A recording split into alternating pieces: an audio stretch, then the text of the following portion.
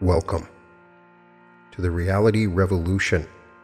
Today's episode is designed to give you a sort of field manual to living in fourth density. Right now, as I've explained in several episodes, we are undergoing a transition into a new realm of consciousness, and the planet is changing. This is explained by Ra in the Law of One material, and I've documented this through several Quo channelings where they discuss what's happening as we move through this transition. The best way for me to summarize it without creating an entire episode to explain it is that we've moved from one density of light to another, where the light particles that we coexist within are able to carry much more information. And at first there is no seemingly noticeable effects of this, but slowly over time we've begun to see. Since approximately 11 years ago, we have seen major shifts in the world. People are more empathic. It appears that we can read people better. It's like we can read people's thoughts. We have greater psychic intuitiveness. There's a lot more chaos in the world. Our thoughts become reality much faster. It's very much an entirely different way of life than what we were living 30 years ago. It's not just the technology that is advancing. It is the light that we coexist within. It's an entirely new age, a new realm of consciousness. And the purpose of this episode is to elaborate on my own advice for living in this density Earth as it's shifting into a fourth density from a third density. Right now, at this singular moment of time, my higher self is saying that this is a remembering in consciousness. Each of you will experience the new fourth density light in your own unique way. Even in your awakening, it will be like no other. Each entity is the godmind, continually individualized into universes and beyond. You are the creator. You have complete control of your environment. There is nothing within this fourth density reality that you cannot control. You are the player and the creator. You have access to the programming code. You have a brand new array of tools immediately available in this new environment. If you become aware of the changes and the way the world is changing, and you understand it, then there are tools that you can use to thrive in a fourth density environment. The first is meditation. Quo always recommends that we meditate. It is imperative that you learn to meditate. There is nothing that can replace a regular meditative practice. Don't take meditation complicated or treat it like a task. Just get into the habit of escaping from the outside world and exploring your inner world. It is best to simply begin by sitting in silence. You may find this to be a difficult task. The mind flows with random thoughts coming from a variety of thought streams. As you continue to seek the silence, you slowly push these thoughts away. Behind it all is the glorious voice of the Creator. Meditation is listening to the Creator within. By regularly meditating, you sharpen your mind and allow the voice of the Creator to seep through. You can make any moment of meditation. Watching TV or reading a book can be a meditation. There are a lot of different techniques to try, and many of them are fantastic. It has always been my goal to make meditation fun, and the 300 meditations on my channel have this underlying goal: have fun with it. There are really two primary forms of meditation: silence and active visualization. Neville Goddard defined meditation purely as visualization and connecting to the imagination. He found that this was the place to connect your imagination, and he would use it to imagine for himself and his many friends and students. You will find as you move along your journey of meditation that it is many things, and you can do many things. Meditation is such a broad and important topic that it would be impossible to cover its many aspects within the boundaries of this episode. Meditation will be a fundamental aspect of any shift in consciousness on this planet.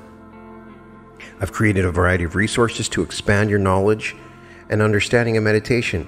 you can check out the playlist on how to meditate. That's a good place to start. The next thing to know about as we shift into the fourth density is the mirroring effect. You begin to see the mirroring effect of your thoughts and actions in the environment around you. This mirroring effect is one of the key principles of the New Earth discussed by Neville Goddard, Vadim Zeland, Ra, and Quo. This mirroring effect is a key part of your movement through this new dimension. There is one self. As the fourth density light reveals itself to you, the people around you become mirrors to you more and more. Your inner thoughts are reflected in a three-dimensional mirror. You're interacting with other God selves. Like attracts like. These souls are similar to you. They're in the same soul stream. Remember always that what you see in the mirror you cannot change by changing the mirror. It is always your own inner thoughts and actions that are creating what you see in the mirror. The fourth density light amplifies this mirroring effect. This is one of the side effects of light particles that carry a greater density of information. Continually remind yourself of this fact. You are now aware that this light particle within is the ultimate upgrade on every level. It also opens you up to a perpetual Wi-Fi connection with your higher self. This higher self is the one that has stood with you during every step, who is you going back and aiding you. This being exists within a realm in which all of time is available to you, and you can interact with yourself. You can change whatever you want. The entire archive of multiverses is available to this light density. To see love, act loving. To see prosperity, act prosperous. To be healthy, act healthy. You will always see a perfect reflection of yourself with all you see, even on very subtle levels. Even the birds are a part of your reflection. Even the sun. It is all within you. You are now more than your body. You are now the mirror. You are the archive of reflections through time. You must act first to change the reflection. You can change the light in your reflection from within your heart, which is the processing factory of this amazing fourth density light. Your heart now opened fully to this new light. You must learn how to interact in this fifth dimensional reflection that includes time and space. You control and program the light. You slowly form a relationship with the light. You use the light to bless the objects around you. You empower the objects around you to become fountains of energy. You create art that is like an energy factory of light. Everywhere you go, you change the reflection within, and all those around you who are unaware of this light will adjust to this light. You begin to change the energies and the very fabric of space around you. Those who shift the earliest become the reality projectors, beings that are not just reflecting but projecting reality. This shift moves you from the feminine to the masculine principle. You are the projector. You are the reflector. The greater the light, the more reflection is altered. You are the light generator. The next thing you must understand in this shift fourth density is programming the light. The more you move into meditation, the more you learn astral travel and your ability to enter into quantum realms, you begin to learn how to program the light. As an exercise, close your eyes at random times during the day, and for 30 seconds, shrink your consciousness smaller and smaller each second. Imagine yourself getting smaller and smaller. The size of an insect, germ, a virus, a molecule, an atom. Try to move beyond this space. Make it your intention to see the new fourth density light. The light that makes up all the material around you, that vibrates in everything within you. There is a new light that is quite different than the light that you've been living with, this third density light. It is the fourth density light. Once you find one, order it to take whatever shape you desire. At first you'll get distracted, and then it will seem difficult to manipulate the light. The more you do it, the better you will get at it. Eventually, you'll be able to transform it into any shape, expand them, and access the information inside of them. This is the same power as the atom in your heart, which controls all the atoms in your body. This is the central life force that has made your heart beat perfectly throughout your life. Each of these light particles are of the same power. They are all around you. They are not your grandmother's light. This is a new form of light available to you as a potential in the quantum field of the new Earth. You can now program light particles in groups. They will do your bidding and can be used for protection, blessing, inspiration, and shifting. The possibilities are endless. Quantum computers and microscope technologies may reach a point in which this light particle can be detected, just as discussed in the physics of Dewey Larson. You can use these light photons to travel instantaneously in time and space. The whole universe and its many galaxies are now opened up to you in this fourth density environment. Program a light particle to travel to the future of your current timeline and come back to you. Ask it to protect your home or bless your food and water with it. Give it to your pets. Place it in the paint you use. Put it in the ink of your pen. Change the light around your home. Program it. You now have 90 million years to master the fourth density light particle. That's how long fourth density lasts, not 25 or 75,000 years as third density lasts.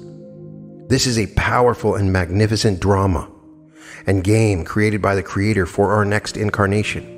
We've now graduated into an ever more complex universe, and it is our duty to learn how to exist in this environment, to serve others to our maximum ability. This will be a heaven-like existence. Learning the subtle power of love and light, you must learn how to use it. The light works best and most efficiently when using it for others. See anyone struggling with finances as prosperous. See those struggling with bad health as healed. See those who are lonely as finding love. See them as you would like to be. Imagine the most amazing life for everyone you see. You have the power to do it. With this life, you can give immortality to any living thing. It is a perfect and intelligent form of life. You must now polarize towards service. The more you do it, the more of the refined forms of light come to you until you begin to access fifth density light, which is exponentially more dense with information. Along these lines, begin to create energy balls. When you improve at imagining, you can adjust their shape and program them to do your bidding, much like a magical servitor. Try this technique. Sit quietly with your shoes off, breathe deeply, and tune into the energies of the earth. Feel the energies of the earth come in through your feet and into your palms of your hands. The palms of your hands bring in and project energy. See this energy flooding your body, each of your toes, your ankles, and calves. The energy moves up through your thighs, into your stomach, and up through your heart and throat, down your arms, and up into your head. Now tune in for a few moments and follow the energy moving up through the top of your head. See this energy moving directly to the very top of the universe. A new form of intelligent infinity then comes down through the crown of your head. Feel it flowing down your body in reverse. Soon, you will feel yourself as a conduit of energy for the energies of the universe and the earth running through you. You now by intention open your heart. You can do this by bringing your attention to your heart and opening yourself to the energy all around. Declare out loud, I now attract fourth density light into my heart. You'll feel a new form of light enter your body. Some people report they feel a warmth, others feelings of elation and a great rush of adrenaline. For a moment, see all three of these energies and move them into your heart. The energies of the earth, the energies of the universe, and fourth density light. It can help to vibrate your vocal cords as you do this. A simple Om will suffice. Hold your hands out and begin to feel a ball of energy forming from this alchemy in your heart. Now let this energy build and breathe in. Hold your breath for as long as you can. As you do, you see the mana and fourth density activated chi moving into your hands. Breathe deeply in and hold your breath for as long as you can, twice more. Once you've completed this understanding, you are holding powerful energy in your hand. You can use it for whatever purpose you want. There are infinite possibilities. You can give it intelligence. You can name it. You can instruct it to watch over your house and aid your friends and family. You can help to put the energy into a crystal. This will act as a magnifier. You must experience this energy to truly believe it. Try this exercise out, and then you can begin to modify it to your own ends. You can send the balls of energy into sigils or toward ideas and goals you are trying to manifest. Remember, fourth density light is more complex. It holds more information, and you will experience profound and powerful effects from using this energy. I barely scratched the surface of the potentials of this energy and how to use it. The next thing you should be aware of as we shift into fourth density is lucid dreaming. Gain access to different states through dreams. In a dream, you can start flying. You can create a table out of a chair. And in those experiments, you can learn about ways to get around fundamental laws of reality here as well. We can also program our dreams prior to entering into different realities so we can access information. I talked about lucid dreaming in my first book, but it's important to fully understand that this is a place where you can learn to shift in and out of realities and to manipulate reality, because reality is just another form of dream. As you're existing in this particular reality and density, there are laws that you've fundamentally agreed upon to govern the cause and effect actions around you. If you can become lucid in a dream and change the laws and restrictions there, you can learn to become lucid in this reality and learn to change it. There are a variety of steps to becoming lucid in dreaming that I discuss in the Reality Revolution, and one of those most powerful is to just regularly question yourself through the day. Am I dreaming? Once we become lucid in dreams, we become lucid in waking. Give yourself some triggers for this practice, like walking through a doorway. Inevitably, when this becomes a routine, part of your day, you'll ask that same question in a dream. Then, when you do become lucid in your dreams, start experimenting. Do things in your dreams that you would want to do in reality. Have a big party. Go on vacation. Buy a yacht. Put yourself in a mansion. Transform the world around you. You may not see changes happen, but there will be a bridge of incidents that will begin to awaken different realities. As you get better and better, you will see the differences and be able to influence your reality in the same way that you can influence a lucid dream. If you can become good at lucid dreaming when the world shifts into the new earth, you will have practiced this ability to create so readily that you'll embrace it without as much fear. Finally, when you wake up, journal what you dreamed. As you move into higher levels of consciousness, memory seems to erode. People don't remember big conscious moments, perhaps, because what we're doing doesn't fit in the 3D memory that the brain can hold. So write it down so you can acknowledge your progress and hone your steps. I have several lucid dreaming meditations on the channel that you can try as well. Sleep meditations work great because you'll be prompted in the sleep meditation as a reminder, and it will awaken you in the dream. The next thing you should become good at, or at least aware of, is astral travel. Even the strangest possibilities in the new earth aren't new at all, but rather invisible to us now, and becoming more accessible to us as we become able to access them. Therefore, you may be able to strengthen your ability to interact in the new earth by better understanding the astral plane and how we can access it now. We could dedicate an entire episode to learning how to have out-of-body or astral experiences, as I already have. So let's just stick to the basics here. When we enter the astral plane, we don't leave our body necessarily, but rather connect to the plane through our bodies. Neville Goddard, Robert Monroe, and many others describe this connection surprisingly consistently as a silver cord extending from our bodies, usually at the back or the top of the head. Some people have success listening to music as they meditate, or using certain mudras or hand positions while they sleep or while dreaming. Some place their tongue to the roof of their mouth. In my own experience, it helps to listen for a high-pitched sound during sleep or deep meditation. I focus on it, and then a sort of pop happens where you move out of the body. Alternatively, I use the rope method. As I lay in bed, I try to imagine some other portion of my body trying to leave my body with a rope in front of me that I see myself grabbing to pull myself out of my body. After a couple of weeks of doing this, I was able to turn around and look at my own body when I first tried it. Once you find the method that helps you leave your body, you can travel to other realms, other dimensions, and back and forth in time. After you've accessed some of the astral realm, including the thought forms and other experiences I've mentioned in several different episodes, you may gain a greater awareness of the astral realm as it will appear in the new earth. Neville Goddard appears to confirm that astral travel is an element in traveling through realities. Much of what he described in using the imagination to change reality is a movement of consciousness to a place. He explains another version of this technique in his lecture, Occupant or Inmate, in which you lay in bed and you imagine your reality, then fall backwards into it. You induce a sensation of falling backwards into infinite space until you reach the reality that you want. For more on out-of-body experiences and accessing the astral realm, I highly recommend any book by Robert Monroe. Check out my astral projection meditation as well. The next key aspect that I would recommend in learning is numbering codes. Remember, there's a universal mind, and we are all a part of this universal mind. The one thing that's missing from most discussions of the multiverse is its infinite complexity.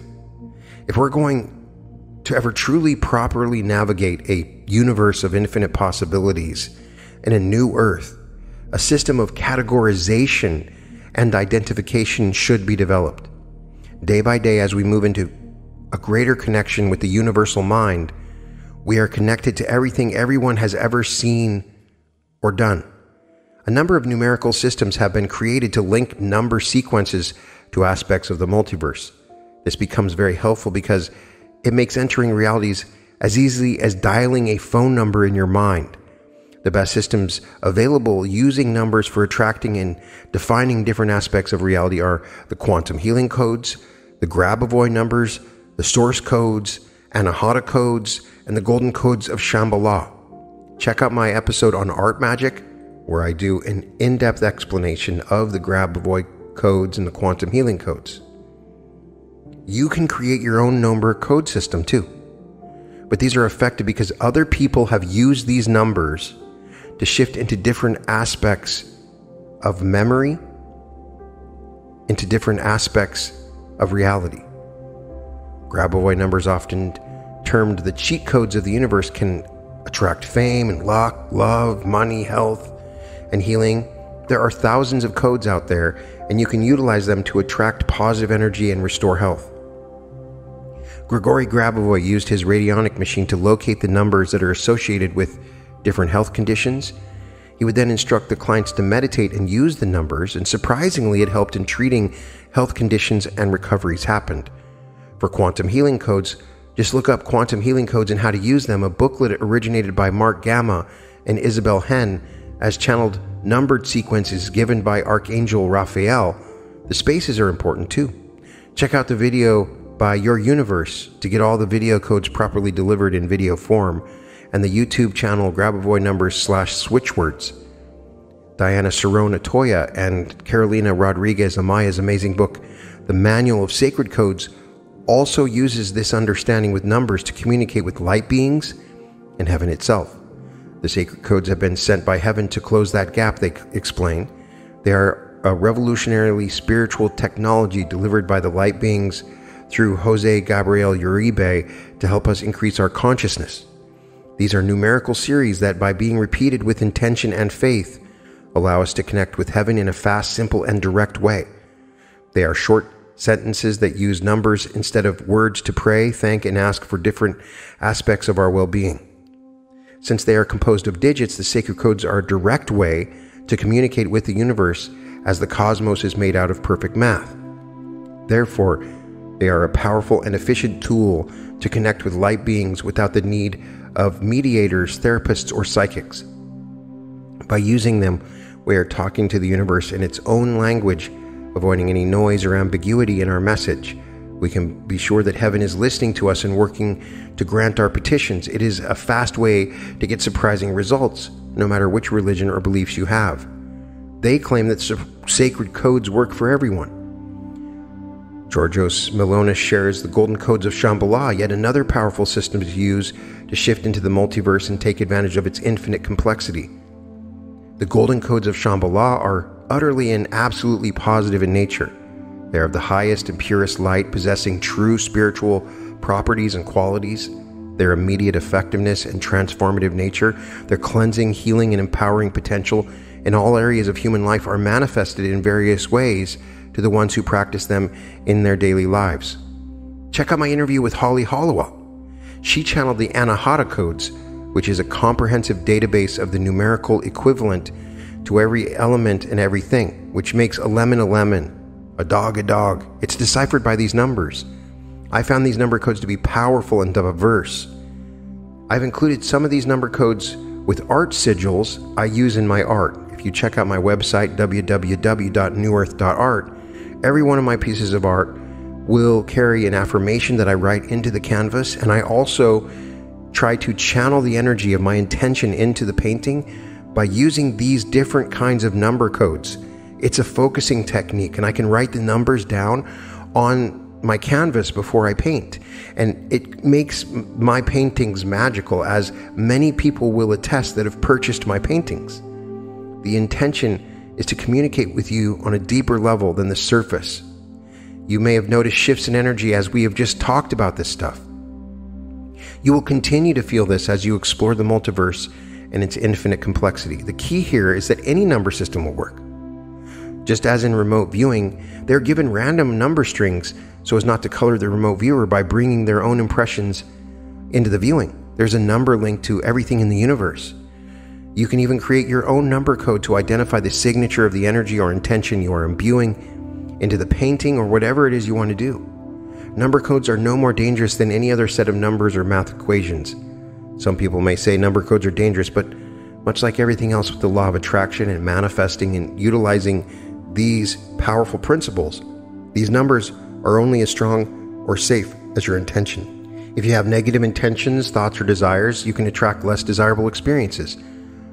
You can write them on your wrist or on a piece of paper, tuck them under your pillow at night. Label your water bottle with a code to manifest with water. Write the secret cheat codes alongside your affirmations in the 369 method or the 55x5 method. Charge a crystal with your intentions and send the code as instruction. A couple codes I'll give you right now. Manifest love, 888-412-128-9018. Or good health, 808-457-00. How about your ideal future? 813-791. And for this particular episode, activate the New Earth portal, 1111-7777-17171, 7777-1111. The next thing I would recommend is briefly related to what I just mentioned, and that's creating art sigils. You may have seen mine. You can check out, again, www.newearth.art and others' art, and its power as a magical sigil. For some it may seem subtle, but for others, as you've gazed upon images, you may notice real-world physiological and psychological effects. I've had friends and students who report discernible shifts and several positive emotions using these images. Sigils are a starting point to using fourth density energy. A sigil is a type of symbol used in magic. The term has usually referred to a type of pictorial signature of a deity or spirit. In modern usage, especially in the context of chaos magic, sigil refers to a symbolic representation of the practitioner's desired outcome. Sigils are a powerful magical technology that has been used for thousands of years. As we globally develop, it is important for us to look to past magical teachings to integrate into everyday living. The use of symbols for magical or cultic purposes has been widespread since at least the Neolithic era. The term sigil derives from the Latin sigillum, meaning seal. In medieval magic, the term sigil was commonly used to refer to occult signs, which represented various angels and demons, which the practitioner might summon. The magical training books called grimoires often listed pages of such sigils. A particularly well-known list is in the Lesser Key of Solomon, in which the sigils of the 72 princes of the hierarchy of hell are given for the magician's use. Such sigils are considered to be the equivalent of the true name of the spirit, and thus granted the magician a measure of control over the beings. The word sigil has a long history in Western magic. The members of the Golden Dawn were perfectly familiar with it. Combining the letters, colors, the attributions, and their synthesis, thou mayest build up a talismanic image of a force. The sigil shall then serve thee for the tracing of a current, which shall call into action a certain elemental force. And it was used in the making of talismans. The sigil was like a signature or sign of an occultic entity. The artist and occultist Austin Osman Spare developed his own unique method of creating and using sigils, which has had a huge effect on modern occultism. Essentially, he turned the medieval practice of using sigils to evoke entities on its head, arguing that such supernatural beings were simply complexes in the subconscious and could be actively created through the process of sigilization. The big difference is that sigils were no longer about controlling demons or angels, but controlling forces in the unconscious psyche of the individual. Some sigils are made by combining letters of the alphabet, the idea being to obtain a simple form which can be easily visualized at will and has not too much pictorial relation to the desire. The true method has a much greater virtue, which cannot be explained briefly, being the secret of thought form as degree of suggestion and what exactly is in a name. There are numerous examples of sigils that can be found online in old books, from the Golden Dawn to the amazing books of Damon Brand. As we become a social memory complex, one of the consequences is that certain symbols become powerful within the universal mind. A social memory complex is a sort of hive mind or group mind that forms when many souls begin to awaken into the fourth density light. You're individual, but you also have access to the social memory complex. It's very much like a universal mind, but specific to this planet. And if one person uses a symbol or sigil in a magical fashion, you become linked to all the impressions that a symbol has manifested. The more obscure the symbol, the more powerful. For example, if you see the symbol of the heart, billions of people have seen that and used that symbol, and its meaning is watered down within the universal mind, expressing on an individual basis. Inspired by the work of Sydney Eileen and her blog, thebalancingpath.org, and Thor Templar, who writes about systems of magic using art and images as sigils, I began using art to create sigils. This is a very powerful way to use fourth density light to clarify and broadcast your intentions on an individual level. Sigils have fewer links with the universal mind and can be more potent and magnified. Another concept related to sigils that you should evaluate further beyond this book is hypersigils. I believe this will become more important later in the fourth density cycle as we allow greater complexity into your manifestation process. Grant Morrison coined the term hypersigil to refer to an extended work of art with magical meaning and willpower, created using adapted processes of sigilization. Their comic book series, The Invisibles, was intended as a single hypersigil. Movies could be hypersigils, TV series. It'll become more and more complex and will have magical power. Modern corporate logos like the McDonald's Golden Arches, the Nike swoosh, are a form of viral sigil. Walt Disney died long ago, but his sigil, that familiar cartoonish signature, persists, carrying its own vast weight of meaning. You will notice the hypersigils relate to the concept of pendulums, which we have talked about in previous episodes, which are energetic structures that in some cases become conscious and can exert power in relation to your thoughts or groups of people thinking the same thought. You can use sigils for anything you want. They're powerful aids to anchor your manifestation and speed up reality creation. They trick the subconscious and take the psychic centers of the subconscious directly to key points in the process of spiritual awakening. Because of the universal mind and developing social memory complex, sigils can be transmitted to others once they are created to influence and serve others in the process. Due to your link in the complex, they are tools to transmit deep feelings into the subconscious. This creates a programming code that anchors the transmission of complicated and specific ideas or energies. For example, I had a friend struggling to find the right partner in a relationship. After talking to her and giving her affirmations, nothing was working. I created a sigil painting and had her peer into it briefly before and after meditating, prayer, or sleep. I asked her to then bring up her manifestation, and within 3 days she found true love. I had another friend struggling to find a job. They were simply too fearful to modify their feelings, so I created a painting that gave them new and wonderful employment. Within a week, after just putting the painting on their wall, they found their dream job. I had another friend struggling with astral projection. I created an art sigil with the express purpose to make it easier to astral travel. Within days, they found success astral traveling. I have dozens of additional stories like the ones given above that have proven to me personally that the sigil works beyond my own subconscious mind and connects to the universal mind. Using this understanding of sigils, I found the most powerful way to create sigils is through art and fluid art. Everybody has a different process, using a combination of a variety of schools and different philosophies. This is my 11-step process that you can use. First, I cleanse the room in which I paint. I do a banishing ritual, light candles, use salt and sage, anything to clear the energies of the room so it's sort of a vacuum. I want the highest and purest energies. Second, I will do a short meditation to put myself in the right headspace. And third, I'll write down the intention on the canvas, directly onto the canvas. For instance, I'll write, improve my memory. And then fourth, I'll write down an affirmation into the canvas such as, I have perfect memory. Sometimes I also write down a number from quantum healing codes or Grabovoi numbers. Although that's not mandatory, I think it's really helped. And then sixth, I meditate on the intention. Using my imagination, I create a variety of different scenes to confirm that this painting has the effect of improving memory. I do not just imagine for myself, but imagine the painting having the effect. For instance, that I heard a friend tell me that after looking at the painting, their memory has improved. Then seventh, I charge the paint. I hold the paint, I use both hands, and I vibrate.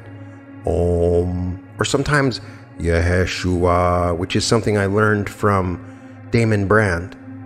Or some personal mantra into the paint I'm going to use. For flow paint, we wait until the paint is fully mixed. We use the same technique I employ in my episode on charging water, and I charge the paint. I paint with my wife for every painting. Mutual intention is more powerful. We complement each other. We each have different specialties, and we really enjoy the painting process. It's something we really love. She declares the intention for the painting and meditates briefly with me prior to painting. Then eighth, I write down the affirmation and codes on the back of the painting so that you remember what you painted on. If you do a lot of paintings, you might forget which ones you did and what the intention was, because you're going to paint over the affirmation. And then ninth, once the painting is done, I project an emotional charge into the painting in relation to the intention. I create a feeling related to the intention.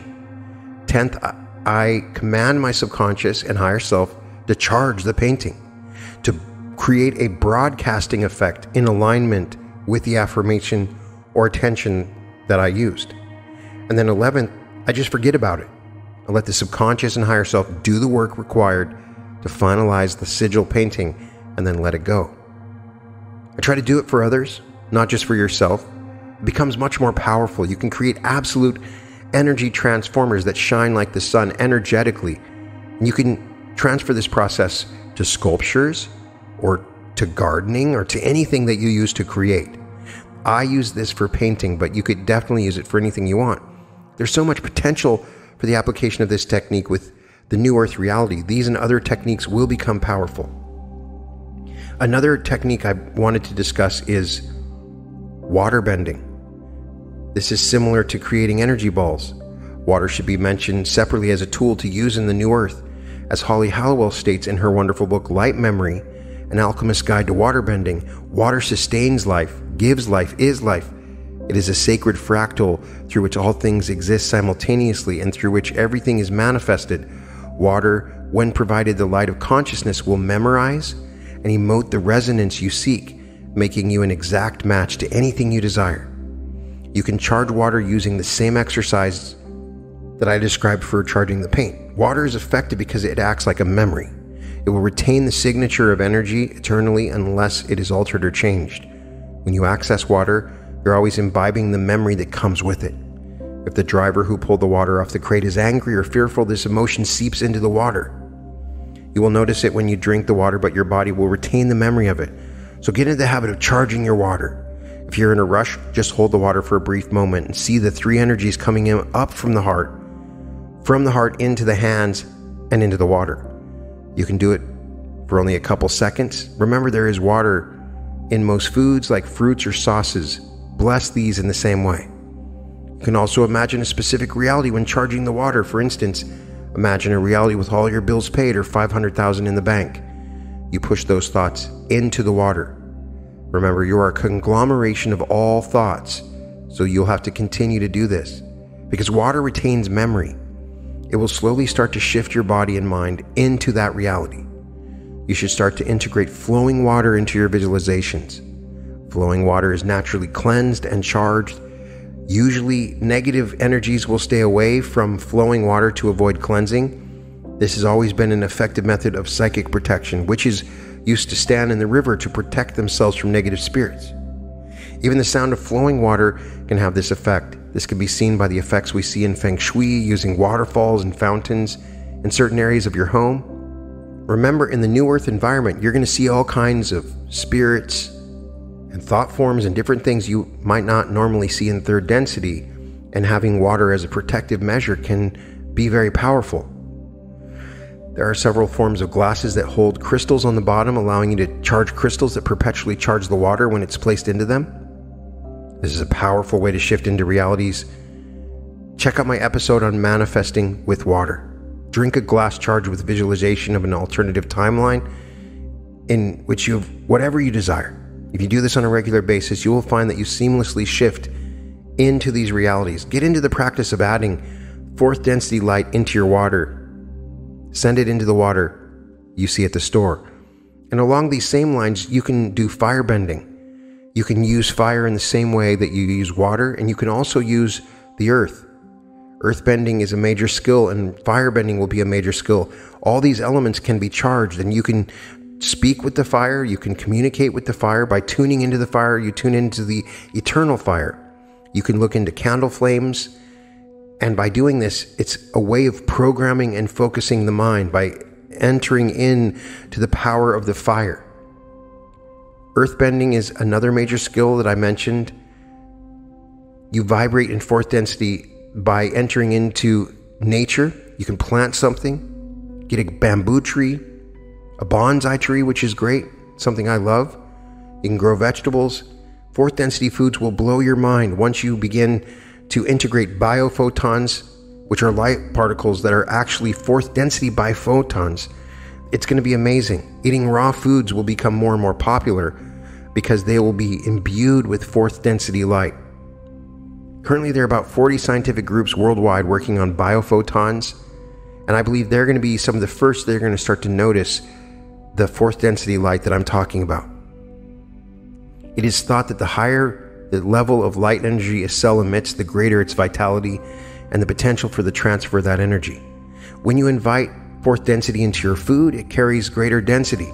It has more light per particle, more information is contained, and this will be expressed in your body as you eat it. You become a conduit for the sun and earth, and through you a whole world forms. You begin to bend the earth to your will. Once you've linked to the earth, it will be common to communicate with the trees, the birds, most animals and insects.